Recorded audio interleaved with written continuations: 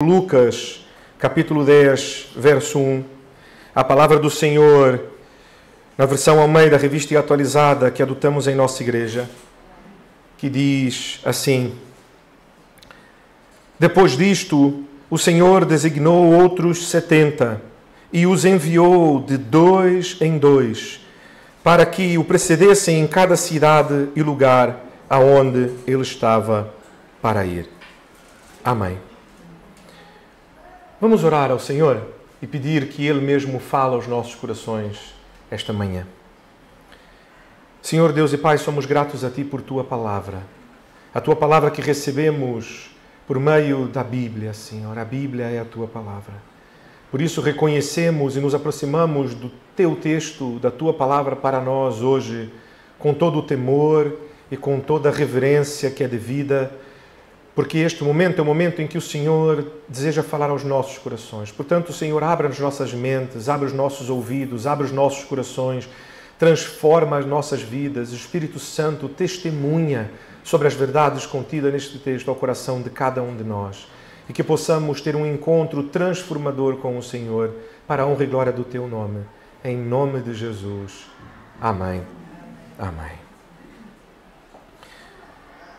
Mais uma vez, avançamos para um novo capítulo. E aqueles irmãos que já estão há mais tempo conosco, já ouviram o pastor em outras vezes que saímos de um capítulo para o outro falar sobre isto. E como aqui temos entre nós professores, não é? Temos aqui alguns professores em nossa igreja. Os professores sabem que quando desejamos ensinar uma coisa para os nossos alunos, nós gostávamos, e digo gostávamos porque eu também sou professor por formação, gostávamos que a realidade fosse como os computadores. O que é que eu quero dizer com os computadores? O computador, por exemplo, ao preparar esta pregação, eu abri um documento no Microsoft Word e tudo que eu lá meti, eu só precisei escrever uma vez. É um espetáculo. Eu escrevo uma vez e o texto está escrito. Ou seja, aquela aplicação aprendeu logo a primeira. Eu não preciso andar aqui a repetir 1, 2, 3, 4 vezes, porque a primeira vez, assim como a gravação, nós gravamos os nossos cultos e disponibilizamos online, gravamos apenas uma vez. Nós não precisamos gravar 2 ou 3 ou 4. Assim que gravamos, quando gravamos, está gravado. Agora, infelizmente, o cérebro humano não funciona desta maneira. E é preciso, então, que para que alguém aprenda alguma coisa, é preciso que muitas vezes voltemos algumas vezes a este conteúdo para, então, a pessoa poder apreender todo o sentido.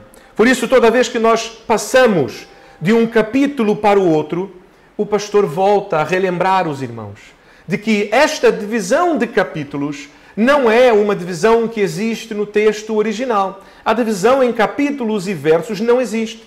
Lucas, quando escreve o Evangelho, ele escreve como um texto único, do começo ao fim. Ele não diz capítulo 1, verso 1, excelentíssimo Teófilo. Não. Ele simplesmente começa, excelentíssimo Teófilo. E então temos que lembrar disto para lembrar que os capítulos na Bíblia são diferentes dos capítulos quando lemos qualquer outro livro. Porque quando lemos um livro, o capítulo significa que o autor está a mudar aquilo sobre o que está a falar. Ele está a começar um novo assunto ou aprofundar em uma nuance mais ampla daquilo que está a ser dito. Na Bíblia, não. O texto foi escrito como um texto único e, posteriormente, para facilitar a nossa chegada e o pastor poder subir aqui e dizer: olha, hoje vamos estudar Lucas. Mas que parte, pastor? Lucas, capítulo 10. E então todos podem abrir ali no capítulo 10. Mas onde no capítulo 10, pastor? Esta manhã, no verso 1. E isto por que o pastor toda vez volta a falar sobre isto? Porque nós precisamos lembrar que o texto é um texto único. E sendo um texto único, tudo o que nós estudamos até aqui e na semana passada, quando lemos todo o capítulo 9, não pode ser ignorado como se um capítulo novo houvesse começado e então aquilo que nós estudamos no capítulo 9 estivesse distante em alguma medida daquilo que vamos estudar hoje. Tanto que, se os irmãos atentaram, é uma maneira muito má, e a Andressa é especialista nesta área, não é, de escrever, e os irmãos viram agora há pouco tempo que ela lançou o seu primeiro livro. Digo, mas como é que ela pode ser especialista se lançou o seu primeiro livro agora? Mas porque ela trabalhava como jornalista e trabalhou a escrever muito. E não há pior maneira de se começar um capítulo, se fosse um revisor a dizer isto, a dizer assim, olha, vou começar um capítulo novo. Como é que começa o capítulo novo? Depois disto, espera lá, está um bocado confuso, isto não é uma maneira de começar um capítulo novo, talvez um novo parágrafo, mas não um novo capítulo. Por isso, precisamos relembrar, e estas primeiras palavras nos relembram e nos afirmam que, para percebermos aquilo que estamos a estudar esta manhã, precisamos olhar novamente para trás. Olhar para trás para lembrar, depois disto o quê? Depois de Jesus, no capítulo 9, como vimos na semana passada, ter deixado absolutamente clara a demanda sobre aqueles que desejam ser os seus discípulos, que vimos em todo o capítulo 9, especialmente ali nos versos 23 a 27, que eu não sei se os irmãos lembram, mas devem lembrar porque foi o texto que começamos na nossa leitura devocional responsiva esta manhã, quando Jesus mesmo vai dizia a todos, se alguém quer vir após mim, a si mesmo se negue, dia a dia tome sua cruz e siga-me. Pois quem quiser salvar a sua vida, perdê-la-á, e quem perder a vida por minha causa, esse a salvará. Que aproveita o homem ganhar o mundo inteiro, se vier a perder ou causar dano a si mesmo. Porque qualquer que de mim e de minhas palavras se envergonhar, dele se envergonhará o Filho do Homem, quando vier em sua glória e na do Pai e dos santos anjos. Verdadeiramente vos digo, alguns há dos que aqui se encontram, que de maneira nenhuma passarão pela morte, até que vejam o reino de Deus. Estudamos aqui há já mais de mês, não é? Este texto. E falamos sobre que demanda que Jesus nos faz. Seguir a Jesus não é uma tarefa fácil. Infelizmente, em nosso tempo, vemos muitos a tentarem facilitar o caminho para Jesus, para ser um discípulo de Jesus. Mas o próprio Senhor Jesus, Ele aumenta a fasquia daqueles que desejam segui-lo. Portanto, depois disto, depois de Jesus ter deixado muito claro aquilo que é preciso para segui-lo, de Jesus ter ensinado e ter corrigido, como vimos inúmeras vezes no capítulo 9, mesmo aqueles entre o seu círculo mais restrito entre os apóstolos. Porque vimos Jesus corrigir a Pedro, a Tiago, a João, aqueles três que entre o grupo dos 12 apóstolos eram ainda os três que estavam mais próximos de Jesus. Até eles foram corrigidos, até eles foram repreendidos. O que resta então ao restante de nós? Vimos Jesus desafiar o coração daqueles que diziam querer segui-lo, mas a verdade é que não estavam prontos para cumprir o tomar a cruz que Jesus acaba de ensinar. É assim, em meio a este contexto de uma chamada exigente, de negação do eu, sem qualquer privilégio, como os vimos também no final do capítulo 9, quando homens têm uma expectativa, vou seguir a Jesus porque afinal ele vai ser o rei, e sendo o rei, eu o tendo seguido, se eu conseguir estar naquele grupo mais restrito, se calhar eu consigo uma posição, tornar-me um oficial em algum posto importante, e assim ter algum benefício, colher algum benefício em ter seguido a Jesus, quando ele ainda não era, não é, o rei, ainda não havia sido instituído como rei oficialmente. Não, sem qualquer privilégio. Que aparentemente faz com que mesmo aqueles que estão supostamente desejosos desistam.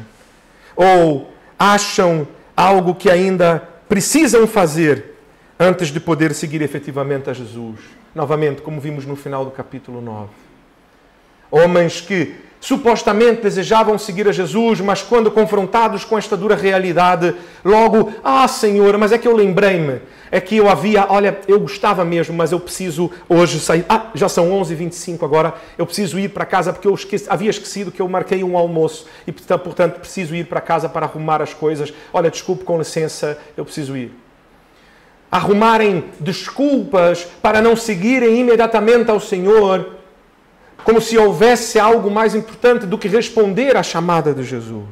É neste contexto que abrimos o capítulo 10. É depois disto, isto dado, isto acontecido, que então nós vemos o Senhor designar. Porque depois disto o Senhor designou. Meus irmãos, nós precisamos entender de uma vez por todas uma coisa. Nós não podemos ter dois pesos e duas medidas. E isto é algo que eu percebo constantemente em outras igrejas. Pela fé, em nossa igreja não. Mas em outras igrejas eu percebo. E que os irmãos devem ajudar estes outros irmãos, às vezes de outras comunidades, que têm ainda o seu coração dividido. Dividido por quê? Dividido porque nós queremos achar, nós queremos acreditar que nós temos, alguma influência, algum poder e que, de certa maneira, nós viemos até Jesus e nós respondemos à chamada de Jesus e então somos um bocadinho melhores, não é? Porque, afinal, o Senhor chamou-me e eu respondi positivamente. E então eu estudei, eu abri mão, eu fui para o seminário, eu estudei teologia, eu empenhei-me, eu. Quando há muitos eus numa frase, meus irmãos, corram para o lado oposto. Porque a verdade é que o que este texto deixa muito claro, e que muitas vezes é o que eu estou a dizer, o nosso coração fica dividido. Porque nós, ao dizermos para alguém sobre o Evangelho de Jesus, queremos dizer, olha, precisas tomar uma decisão hoje. Precisas tomar, faça uma escolha. Decida, escolha. Eu escolhi, eu tomei uma decisão, eu converti-me. Novamente, corram muito rápido para o lado oposto. Mas quando vamos falar sobre alguém que estamos a apresentar o Evangelho, nós dizemos assim, ore por esta pessoa, para que o Senhor toque-lhe o coração. Mas afinal, é a pessoa que tem que fazer uma escolha ou é o Senhor que precisa lhe tocar o coração? Porque se o Senhor não tocar o coração, esta pessoa jamais terá a hipótese de escolher. Meus irmãos, o texto deixa muito claro. Existiam muitas pessoas a seguirem Jesus. Nós falamos aqui recentemente. Nós vimos, quando Jesus faz a multiplicação dos pães e dos peixes, quantos homens... E eu ainda esta semana brincava com o Álvaro em casa que cada vez mais precisamos agora, então, se calhar na pregação, em nosso tempo, para ser contextual, precisamos dizer, haviam ali 5.000 XY. Para que fique claro daquilo que estamos a dizer, não é? Porque hoje já começam a relativizar os conceitos do que é homem, do que é mulher. Então, para ficar muito claro, haviam ali 5.000 XY em idade adulta. Porque ainda precisa deixar claro isto, porque os meninos não contavam. Ou seja, haviam 5.000 homens a seguirem Jesus, fora mulheres, fora crianças. Existia toda uma massa a seguir Jesus. Jesus, entre estes, escolhe 12 para serem seus apóstolos. Neste grupo existem 3 mais próximos dele que vimos testemunhar, por exemplo, a transfiguração. Vimos que eles ouviram a voz do Senhor, testemunharam que Jesus esteve ali diante de Elias e de Moisés. E então, no meio destes homens, todos, agora vemos Jesus. Porque quando vimos o final do capítulo 9, dá-nos uma impressão de que estes homens é que negaram. Não é isto? Porque Jesus os chama, o primeiro diz, Senhor, eu desejo segui-lo. Ou seja, ele tomou uma decisão. Ele escolheu. Ele disse, Senhor, eu desejo segui-lo. Então Jesus diz, ok. Então venha. Mas antes... E mostra como o seu coração está dividido. Jesus então diz ao outro, venha, segue-me. E ele diz, Senhor, eu vou seguir, mas antes. E então ainda um terceiro diz, Senhor, eu quero segui-lo. Eu não sou como esses outros dois, mas antes. E não conseguem perceber como que os seus corações, a verdade é que ainda estão divididos. E deixe-me dizer uma coisa para o irmão, para a irmã esta manhã. O teu coração está dividido. O teu coração ainda está dividido. Porque se não for o Senhor a mover o teu coração, não tens qualquer hipótese. Porque o nosso coração, a nossa mente, o nosso desejo, aquilo que Paulo vai chamar a nossa carne, a nossa inclinação, a nossa natureza, ela sempre nos puxa na direção contrária do Senhor. E qual a direção contrária do Senhor? Não pensem que a direção contrária ao Senhor é deixa-me ler aqui a Bíblia o que manda e então vou fazer o contrário. Não é isto. A direção contrária ao Senhor é a direção do teu coração. Portanto, a direção contrária do Senhor para ti pode ser desejar estudar teologia e se tornar um pastor. Esta pode ser a direção contrária ao que o Senhor tem para a sua vida. Portanto, nós precisamos perceber que se não for o Senhor a agir em nossas vidas, nós não temos hipótese. Se não for o Senhor, como começa o capítulo 10, antes existem homens a dizerem, Senhor, eu desejo segui-lo. Jesus diz ainda a um, anda, segue-me. E a verdade é que Jesus o faz nitidamente para expor o seu coração dividido. Porque ele era capaz de ser um daqueles que dissesse, eu estou aqui para Jesus. Se Jesus chamar-me hoje, eu deixo tudo e vou. Então Jesus provavelmente olhou para ele e disse, então anda lá, segue-me. Sim, já agora é que... pronto, eu estava a dizer, é só como quem diz. Eu disse que largava tudo e seguia hoje, pronto, deixa-me só então antes ir a casa. A mostrar e expor o coração dividido. Porque a verdade é que nós dependemos do desígnio de Deus.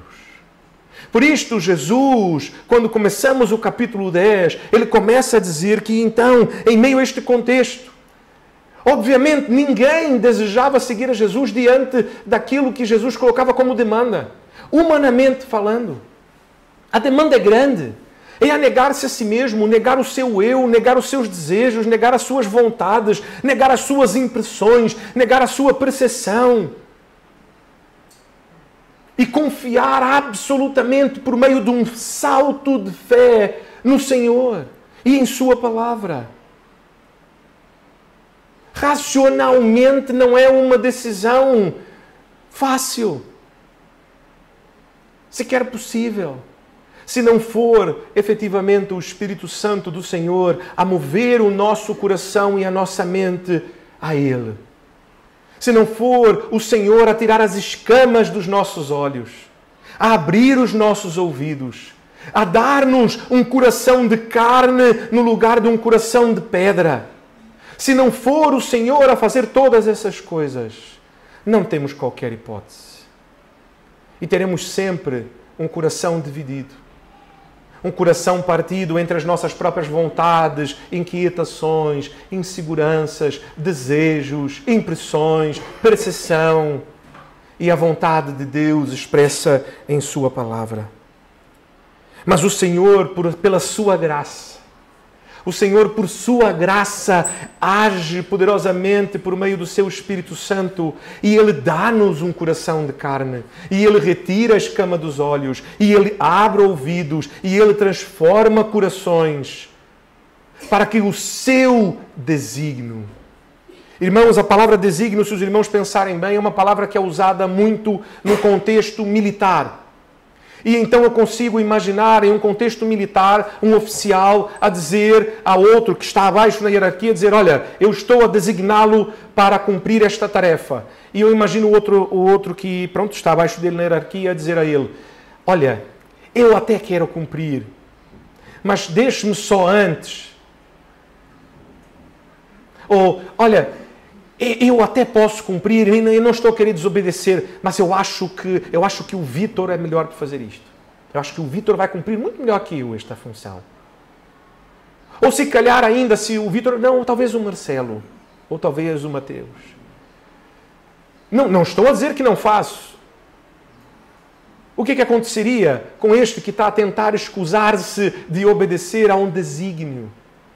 O desígnio é uma ordem, o desígnio é uma vontade que vem de cima para baixo e que aquele que está abaixo só cabe cumprir.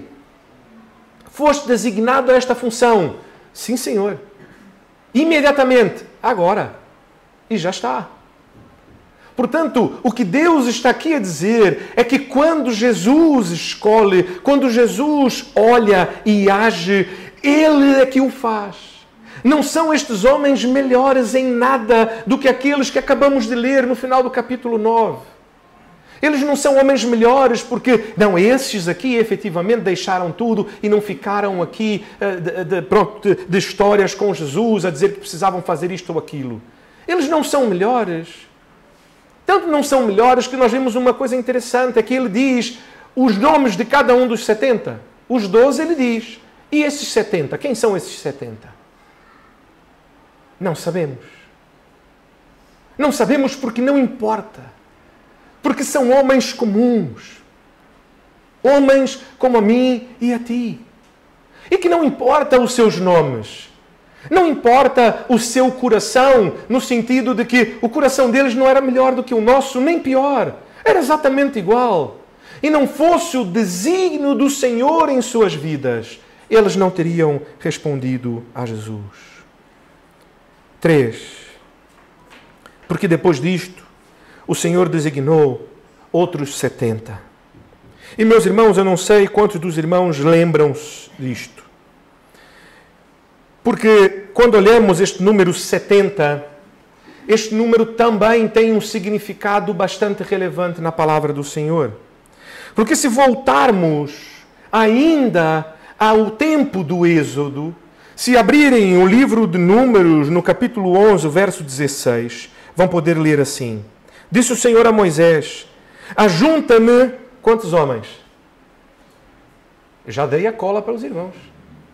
70 é um número importante. Voltamos para Números, capítulo 11, verso 16. E então o Senhor diz, ajunta-me 70 homens dos anciãos de Israel, que sabes serão anciãos e superintendentes do povo, e os trarás perante a tenda da congregação, para que assistam ali contigo.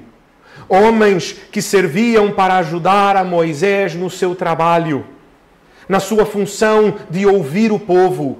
Eles eram muitos, Moisés não conseguia sozinho atendê-los. Moisés chega a um ponto de exaustão, a dizer, eu atendo na tenda de manhã até à noite. Eu acordo, eu tomo meu pequeno almoço, ainda não engoli o pão e já estou a atender pessoas a falarem as suas demandas. E mesmo quando me preparo para dormir, já estou de pijamas, tem sempre alguém à porta a dizer, olha Moisés, uma última coisa, deixe-me lá, aqui é mesmo urgente. Então Moisés sente-se exausto, cansado. E então Moisés, em sua exaustão, clama ao Senhor. E o Senhor fala ao seu coração e diz que ele escolha 70. E então vemos Jesus em paralelo com Moisés, aqui a escolher também 70. Jesus escolheu 12. Quantas eram as tribos de Israel? 12. E a palavra do Senhor em Apocalipse vai dizer que o nome destes 12 discípulos de Jesus, apóstolos de Jesus, estará escrito na fundação da Jerusalém celestial que desce dos céus.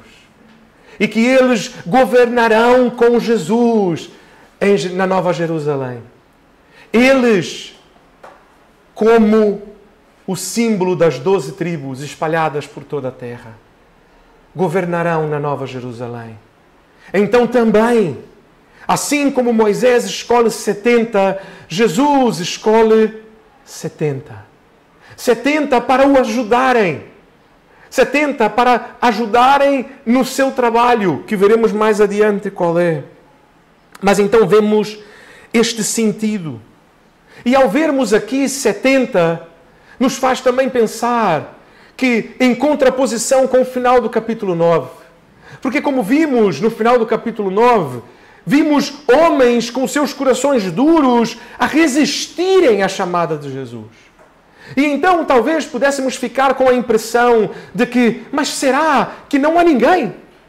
Haviam 5.000 homens e então mesmo aqueles que dizem, Senhor, eu quero segui-lo, até estes resistem quando Jesus efetivamente diz, então venha, segue-me. Ah, mas afinal...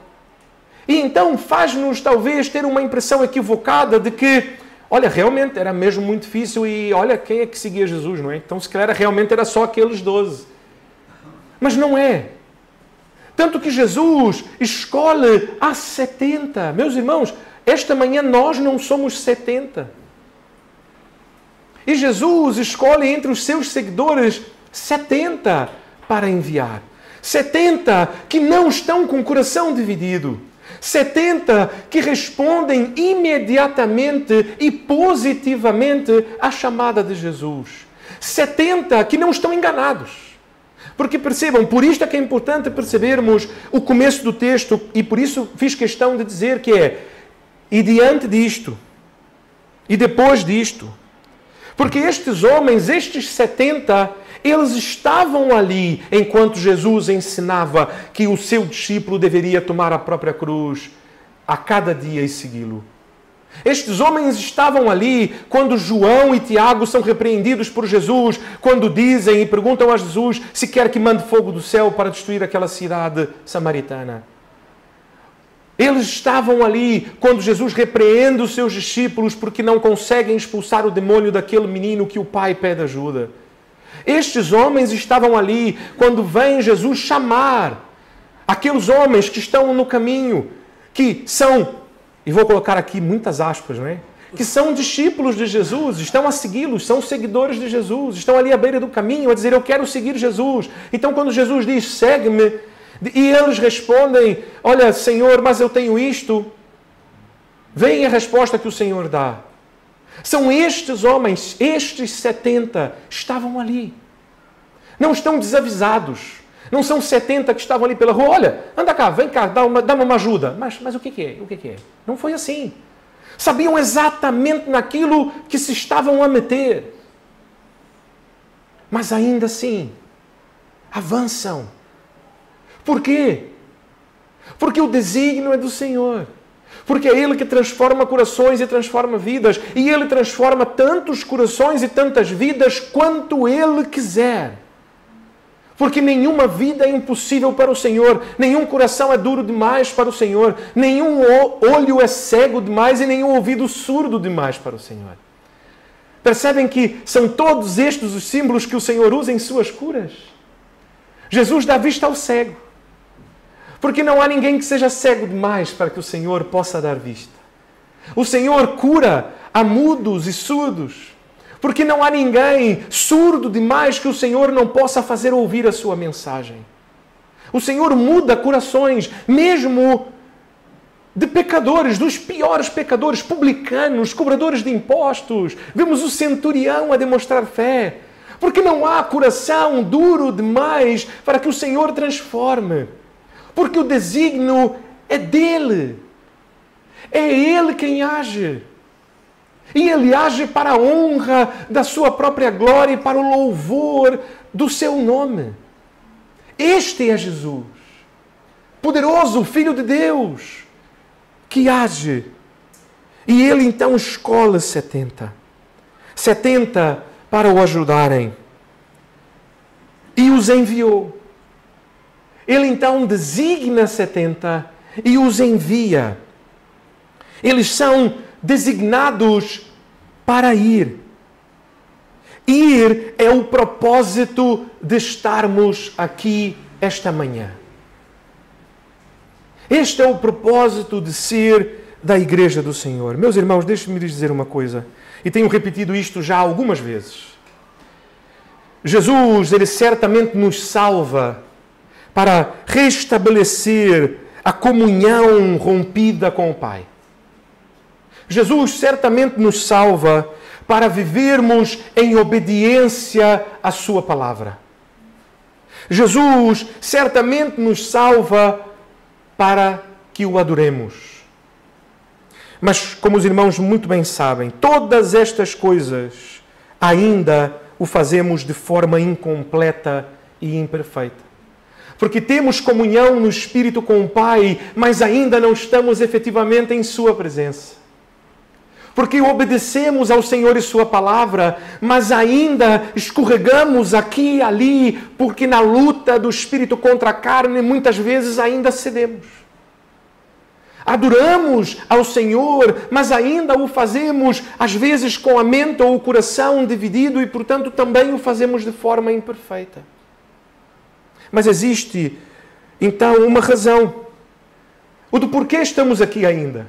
Porque se nós vamos estar em comunhão plena com o Senhor, no futuro, quando não mais estivermos aqui, quando não estivermos mais esta carne, se vamos obedecer ao Senhor de maneira plena, se vamos adorar ao Senhor de maneira perfeita, por que é que o Senhor nos mantém aqui? Paulo vai dizer que morrer é lucro. É claro que morrer é lucro, porque ao morrer eu vou estar finalmente em comunhão plena com o Senhor. Ao morrer eu vou poder adorá-lo de forma perfeita. Ao morrer, eu vou obedecê-lo completamente e não terei mais a minha carne que vai me impedir e fazer errar aqui e ali. Mas ele diz, não só diz que o morrer é lucro, mas ele diz que o viver é Cristo. E qual foi o papel de Cristo? O que ele veio fazer? Ele veio anunciar a chegada do reino de Deus. Ele, no começo do seu ministério, como vimos ainda nos idos ali do capítulo 4, 5, ele dizia a mesma coisa, ele dizia exatamente isto. O primeiro texto que leu ali em Isaías dizia exatamente isto. É chegado o ano do Senhor. Eu sou aquele que vem anunciar a chegada do reino. Inaugurar. Só que ele faz muito mais do que isso. Nós sabemos que sim, ele não é apenas um anunciador. Ele é aquele que efetivamente traz o reino, é aquele que possibilita o reino. Mas ele é aquele que anuncia e, portanto, somos chamados e somos designados para ir. Porque há algo, meus irmãos, que Deus está a fazer agora e que cessará na eternidade. Isto tem um nome. Um nome que estamos muito acostumados a ouvir na igreja, talvez até de forma leviana, que é a evangelização, que é o ir. Ninguém mais será enviado na Jerusalém Celestial. Não haverá mais evangelização na Jerusalém Celestial. Portanto, isto é algo que é da realidade que vivemos agora. E por isso, esta é a razão plena pela qual aqui estamos. Porque se fosse pelo restante, Deus, no momento em que nos rendemos ao Senhor Jesus, no momento em que Ele nos alcança, transforma o coração, Ele nos levaria imediatamente para a eternidade e para a glória. Mas Ele tem um propósito para aqui nos manter. E este propósito, o seu desígnio com este propósito é nos enviar. É enviar a cada um de vós. É isto que o Senhor está a fazer. Este é o chamado de Jesus para todo e cada crente. Este é o sentido da palavra igreja. Igreja significa chamados para fora. Se somos chamados para fora, somos chamados para ir. Não para estarmos fechados cá dentro. Este não é o propósito da vida da igreja. O propósito é irmos. Nós nos reunimos porque vamos. Porque fomos designados para ir, não o contrário. 70 enviados como arautos, 2 a 2. E então vemos que Jesus dá-lhes, então, começa aqui uma estratégia. Que quando forem esses 70, Jesus podia ter os enviado, olha, vão os 70 e cada um vá para um sítio. Mas Jesus diz que eles não vão sozinhos. Assim como fez ao enviar os 12, ele diz que eles devem ir 2 a 2. E por que devem ir 2 a 2? E para onde ir? Nós vemos aqui que, então, parece que Jesus faz uma conta ao contrário. Porque nós pensaríamos, envia os 70 para cada um, para cada lado, serão 70 localidades alcançadas. E então Jesus diz, não, mas vai 2 a 2, então ficam só 35. E Jesus não os espalha, percebem? Jesus diz exatamente onde devem ir, devem o preceder. E isto é a função de um arauto. Isto era o que se fazia antigamente, no tempo de Jesus, quando o governador ou quando o rei, o imperador, ia visitar um lugar, era enviado à frente um arauto, alguém que vinha com o selo do imperador, o selo do governador, a dizer, preparem a cidade, preparem o caminho, pois está a chegar o Rei. Meus irmãos, mais uma vez, vimos Jesus, quando tinha ali os 5.000 homens e os alimentava, separar eles em unidades militares de 50 homens. Não foi assim que pensaram? Nós vemos agora Jesus a chamar 70, distribuir 2 a 2 e os enviar para que preparem o caminho. O que Jesus está a fazer e o que cada um que está ali está a perceber é: Jesus reconheceu o seu reinado. Ele está a assumir: eu sou o Rei. E, portanto, como Rei, preciso que arautos vão à frente no caminho a preparar as cidades por onde vou passar para me receberem. Esta é a perspectiva que está na mente daqueles que ouvem Jesus. Mas Jesus escolheu 70. Mas escolheu para quê? E Ele os enviou. Enviou. Para fazer o quê? Para prepararem o caminho para as cidades onde Ele chega. É o Rei. O nosso Rei chegou. Jesus finalmente está a assumir o seu lugar e o seu papel como Rei. É chegada a hora. E eles estão a ir para onde? Jesus está a ir para onde? Nós acabamos de ver no final do capítulo 9. O seu rosto muda porque ele está a ir para Jerusalém. Todos sabem, Jesus está a ir para Jerusalém. Jerusalém é o quê? Jerusalém é a capital. É a capital do reino judeu. O Rei está a ir para Jerusalém. Preparem o caminho para a minha chegada. Por isso é que vamos ver no final que quando Jesus entra em Jerusalém, há toda uma multidão, toda a cidade está mobilizada para a chegada de Jesus. É chegado o nosso Rei. Jesus os envia de forma concentrada, 2 a 2 a cada cidade. Para quê? Para criar um impacto onde chegassem. Nós já falamos sobre isto, como as cidades eram muito mais pequenas naquela altura. Agora imagina 35 duplas a irem a cada esquina, a cada tasca, a cada café, a cada mini mercado, a cada sítio, cada lugar, cada praça, cada escola, cada sinagoga, a dizer: Jesus está a chegar. Preparem a cidade, Jesus está a chegar. Porque Ele está a caminho de Jerusalém, onde finalmente Ele nos libertará e Ele tomará o trono da casa de Davi. E então imaginem o impacto que existia em cada uma daquelas cidades. Certamente toda a cidade no caminho ouviria. E não haveria ninguém em nenhuma destas cidades que não ouvisse a boa notícia de que Deus havia se lembrado do seu povo e estava prestes a estabelecer o seu reino por meio do seu servo Jesus. Certamente estariam grandes multidões à espera de Jesus a cada cidade. E a cada cidade a multidão que o seguia seria acrescida. Grande expectativa começa a se criar. Aqueles 5.000 homens, então já conseguimos imaginar que agora já não eram mais 5.000 homens. Não eram mais 10.000 ou mais pessoas. Se calhar este número começava a multiplicar-se cada vez mais. E por que ele envia de 2 em 2? Por que Jesus envia de 2 em 2? Há aqui 2 textos que gostava de ler com os irmãos. Primeiro, de Eclesiastes, capítulo 4, 9 a 12, um texto muito conhecido. Diz a palavra do Senhor: melhor é serem 2 do que 1, porque tem melhor paga do seu trabalho. Porque se caírem, um levanta o companheiro. Ai, porém, do que estiver só, pois caindo não haverá quem o levante. Também, se 2 dormirem juntos, eles se aquentarão. Mas um só, quem se aquentará? Se alguém quiser prevalecer contra um, os 2 lhe resistirão. O cordão de 3 dobras não se rebenta com facilidade. É melhor serem 2 do que 1, porque um ajuda o outro, um estimula o outro, um fortalece o outro.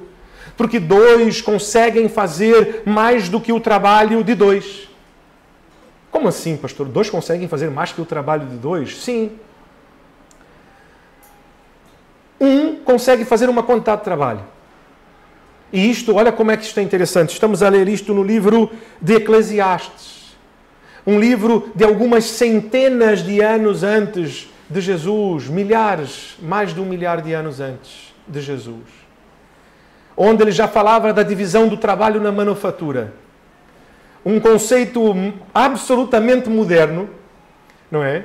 Mas que já está presente na palavra de Deus. Porque ele diz exatamente isto, que a paga do trabalho de dois, se trabalham juntos, é melhor do que a paga do trabalho da soma do trabalho individual de cada um. Qualquer um que já tenha feito um trabalho que demanda divisão, sabe disto. Que é, se uma pessoa sozinha consegue fazer uma determinada atividade em 1 hora, se forem 2 pessoas a fazerem aquela mesma atividade de forma organizada, o que acontecerá é que elas não vão fazer aquela mesma uma atividade por hora, não vão fazer 2 somente. Elas não vão levar 1 hora para fazer 2. Provavelmente levarão menos tempo, ainda que seja pouca diferença, levarão 50 minutos que seja. Ou seja, mas certamente a eficiência será aumentada. Isto é um conceito absolutamente moderno, mas que nós vemos presente, de que 2 conseguem fazer mais do que simplesmente a soma das partes. 2 juntos, a se ajudarem, a fortalecerem, conseguem fazer mais, melhor e mais rápido. Mas este não é o único motivo pelo qual Jesus envia 2 a 2. E nós vamos ver o motivo também em Deuteronômio, na lei do Senhor. Deuteronômio capítulo 17.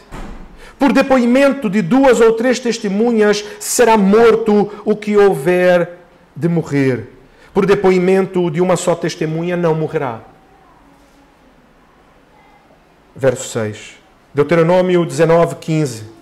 Uma só testemunha não se levantará contra alguém por qualquer iniquidade ou por qualquer pecado, seja qual for o que cometer, pelo depoimento de 2 ou 3 testemunhas se estabelecerá o fato.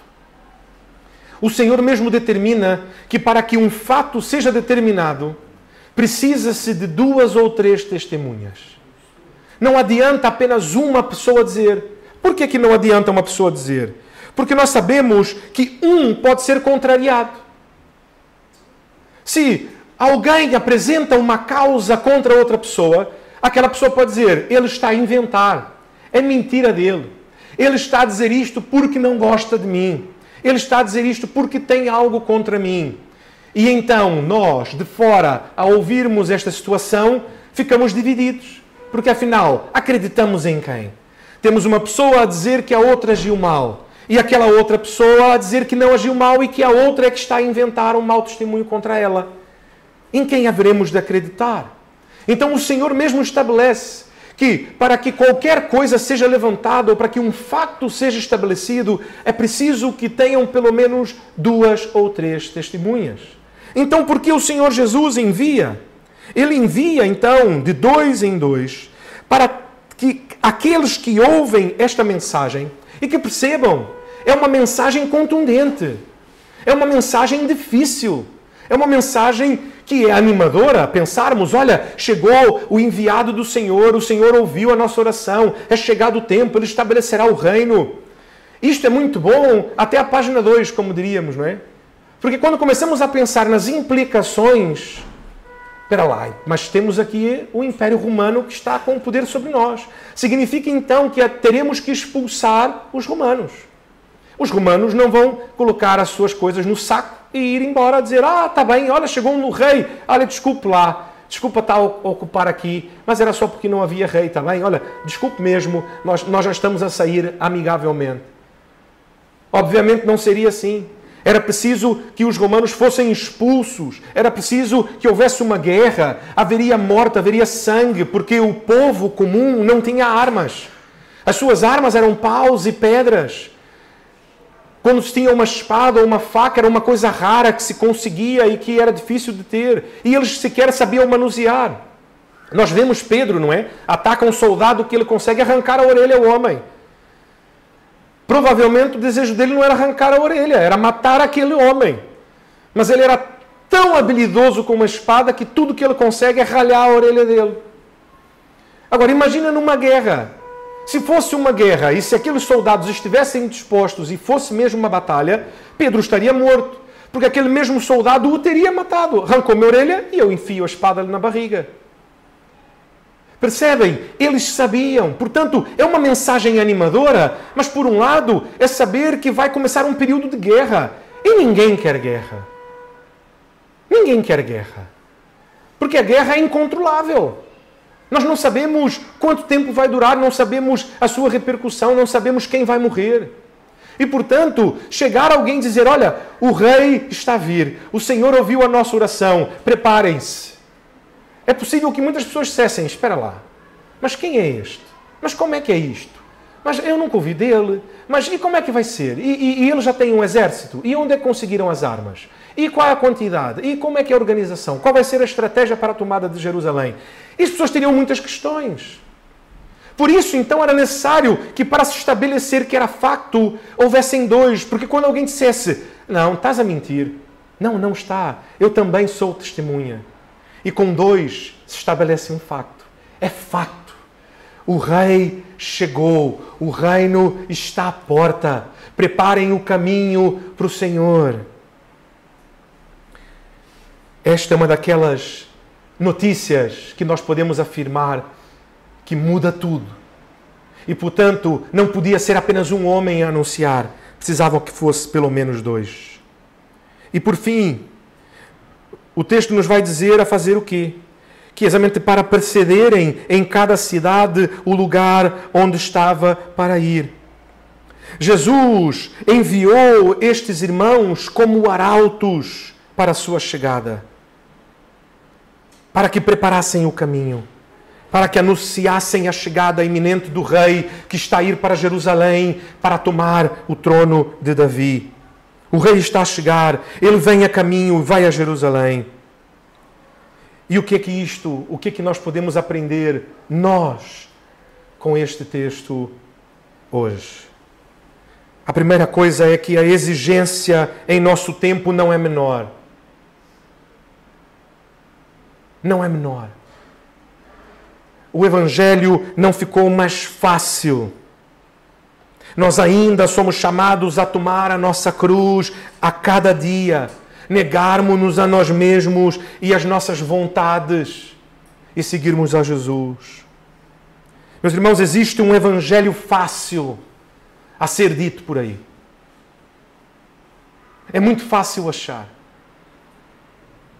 Aquele que acha que este Evangelho, que é o verdadeiro Evangelho, é muito duro, olha, hoje é quase como fast food. Quem não gosta de McDonald's vai ao Burger King. Quem não gosta dos dois pode ir ao KFC. Quem não gosta dos três vai, e assim vai. Há para todos os gostos. Mas a verdade é que o Evangelho é um só. Continua a ser o mesmo. O Evangelho de Jesus não é um Evangelho fácil, mas é o Evangelho de toma a tua cruz. A segunda coisa que nós aprendemos deste texto e que aplicamos hoje ainda, é que o Senhor ainda hoje está a designar. O Senhor continua a agir e continua a ser pelo seu poder, continua a ser pelo seu desígnio, continua a ser pela graça, apenas pela graça, por meio da fé.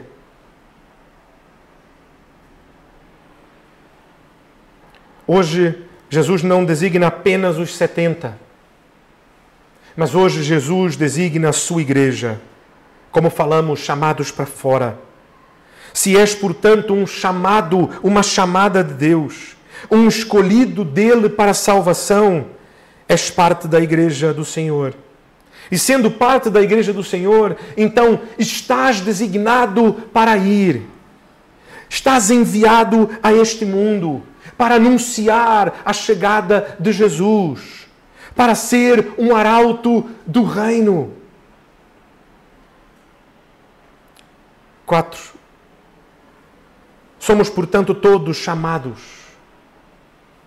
Tu não precisas de um chamado missionário.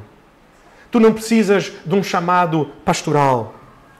Tu não precisas de qualquer chamado especial para ir e anunciar a chegada do reino de Deus. O chamado já foi feito e o envio também. Mateus capítulo 28, verso 18 a 20.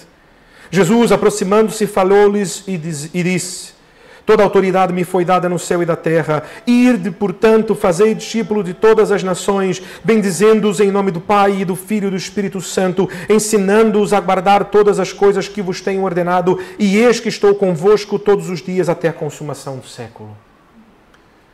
A chamada já foi feita, o envio já foi feito. Não esperes uma chamada especial. A chamada especial está feita. Novamente, como já brinquei aqui com os irmãos, não é? Como aquela boa mãe portuguesa, o almoço de domingo está à mesa e o filho não vem. E o que a mãe diz? Preciso lhe fazer um convite especial. E nós sabemos que ninguém, a resposta do filho não é nunca dizer, claro que precisas, porque então sabe que leva umas, não é? Não precisamos de um convite especial. Sabemos, quando a comida está à mesa, que é hora de comer. É chegado o reino de Deus. O Senhor nos chamou, nos salvou e nos chamou, igreja, chamados para fora. Cada um de vós é chamado e designado para ser um arauto do Senhor. Esta manhã. Não precisa esperar. 5. Não estás só e nem precisas estar só. Somos igreja, somos o corpo de Cristo. És parte desta comunidade. Se ainda não és, pode vir a ser. Não precisas estar sozinho. Não precisa te sentir sozinho. É para isto que estamos cá. Para equipar a cada um de vós, para fortalecer a cada um de vós, para ir com cada um de vós. Peça ajuda, peça reforço, vá acompanhado. Peça ajuda para orar por aqueles a quem está a testemunhar. Peça ajuda para testemunhar. Apresente aqueles a quem está a testemunhar a alguém da igreja, um irmão da igreja, uma irmã da igreja, para que este irmão, esta irmã, possa ajudar a testemunhar para aquela pessoa. Para que não sejas tu a testemunhar sozinho. Para que sejam dois. Para que toda vez que disseres, o Senhor é bom, e a pessoa disser, tem aqui o irmão da igreja do seu lado a dizer, o Senhor é bom. E agora já são dois a dizer que o Senhor é bom, não é só tu, não é? E alguém a dizer, é verdade. A Bíblia é a palavra de Deus. Alguém a dizer, é verdade, eu sei também isto. O Senhor é bom e a sua palavra, Ele fala conosco. Ele está vivo. E a pessoa poder dizer amém. Meus irmãos, é por isso que nós oferecemos Bíblias. É por isso que oferecemos Bíblias. Para que não seja a falta da palavra de Deus, para que não seja pela falta de recursos. Pastor, eu queria poder dar uma Bíblia para um amigo, para o meu vizinho, para o meu colega de trabalho. Temos Bíblias. Não paga nada, pode levar. Abençoe uma vida com a palavra de Deus. A palavra de Deus não está à venda. A mensagem não está à venda. Se estivesse, não teríamos como pagar. Porque o preço pago por nós foi um preço impagável, que nenhum de nós poderia pagar. Nada que poderíamos fazer. É por isso que nós oferecemos material que ajuda a perceber de forma mais clara e sistemática o Evangelho. Temos também aqui uma série de livretos chamados O Evangelho de Jesus Cristo, do pastor Paul Washer, que ensina o Evangelho de forma clara. Temos estudado este material há meses à noite, no nosso estudo bíblico, às 6h30, às 18h30. Exatamente para que cada irmão esteja pronto a poder testemunhar do Senhor de maneira eficaz. E por último, anuncia. Anuncia. É para isso que estás aqui. Fostes enviado por Jesus. Onde Deus o tem ou a tem colocado e enviado é para anunciar. Talvez nunca tenhas pensado nisto. Talvez nunca tenha tido este ponto de vista de que a família onde nasceste porque Deus o estava a enviar para aquela família, para ali ser um testemunho do Senhor. Que o lugar onde vives... pastor, mas o pastor está a dizer isso porque o pastor não sabe onde vive. Eu nem queria lá viver, mas o Senhor o meteu ali. E o Senhor o enviou ali para que testemunhasse ali. O lugar onde estudas porque o Senhor o colocou ou a colocou ali para ali testemunhar. O lugar onde trabalhas. o lugar onde vais às compras, as pessoas com quem passas, com quem cruzas quando andas na rua. Foi o Senhor que o colocou e a colocou naquele momento, naquela rua, naquele lugar, para cruzar com aquela pessoa e ali ser um arauto da chegada do seu reino. Porque Deus nos enviou exatamente para o lugar onde estamos, para falar com as pessoas com quem nos encontramos e anunciar-lhes a chegada do reino de Deus. O reino já chegou. Por isso eu termino com as palavras de Paulo a Timóteo no capítulo 4, verso 1 e 2. Quando Paulo diz a Timóteo: Timóteo, eu conjuro-te perante Deus e Cristo Jesus, que há de julgar vivos e mortos pela sua manifestação e pelo seu reino. Prega a palavra. Insta, quer seja oportuno, quer não. Corrige, repreende, exorta com toda longanimidade e doutrina. Igreja de Portimão, assim como Paulo fez a Timóteo esta manhã, eu os conjuro. Preguem a palavra. Preguem a palavra. Há tantos a pregarem um outro evangelho que na verdade não é um evangelho. Mesmo que metam a palavra, mesmo que metam o nome de Jesus a meio, que é um engano e é mentira. E eles o fazem sem vergonha. Eles o fazem sem temor ao Senhor. E digo que é um outro evangelho que não é o evangelho de Jesus, porque o evangelho de Jesus é apenas um. E é isto que ensinamos às nossas crianças quando cantamos, todo domingo. De que a Bíblia é a palavra de Deus, suficiente e inerrante. De que por conta da depravação total do homem, do pecado do homem, nenhum homem é capaz por si mesmo de chegar a Deus. De que a salvação é pela graça por meio da fé em Jesus e em Jesus somente, como Ele mesmo disse: eu sou o único caminho, a única verdade e a única forma de terem vida. Palavras de Jesus. É somente por meio da graça, pela fé em Cristo Jesus.